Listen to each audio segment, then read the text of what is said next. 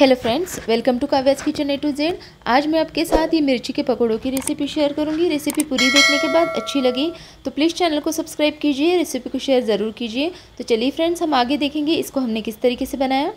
तो देखिए यहाँ पे मैंने बड़ी वाली मिर्ची ली है, मार्केट में इजीली अवेलेबल रहती है मिर्ची। तो देखिए इसको धो के साफ़ करके यहाँ पे रख दिया है मैंने। इसके बाद 2 कप में बेसन का आटा लूँगी। 1 टेबलस्पून नमक ऐड करेंगे, थोड़ा हम इसमें सोडा ऐड करेंगे, अच्छे से मिक्स कर लेंगे इस बैटर को।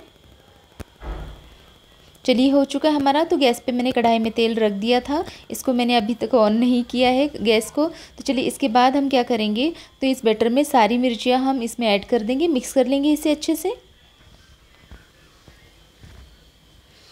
तो चलिए ये चम्मच से तो अच्छे से मिक्स नहीं हो पा रहा है, तो मैं इसे हाथ से ही मिक्स कर देती हूँ अच्छे से।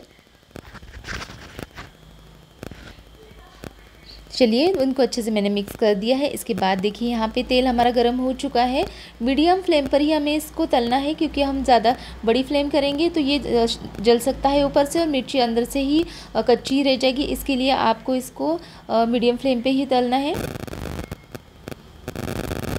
देखिए पकौड़ों को हमने अच्छे से मीडियम फ्लेम पे तलना शुरू कर दिया है। अच्छे से क्रिस्पी ये फ्राई हो चुकी है। अभी निकाल देंगे हम इसको। इसके बाद जो बची हुई मिर्ची है उसको भी ऐड कर देंगे हम इसमें। अच्छे से इसको फ्राई कर लेंगे मिर्ची को। चलिए फ्रेंड्स, ये भी अच्छे से हमारे फ्राई हो चुके हैं, निकाल लेंगे हम इसको साइड में।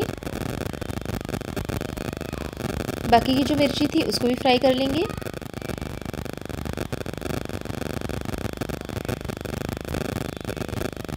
चलिए फ्रेंड्स, देखिए हमारी यहाँ पे पकौड़े बनके रेडी है। आपको रेसिपी कैसी लगी हमें कमेंट बॉक्स में ज़रूर बताएं। Thank you.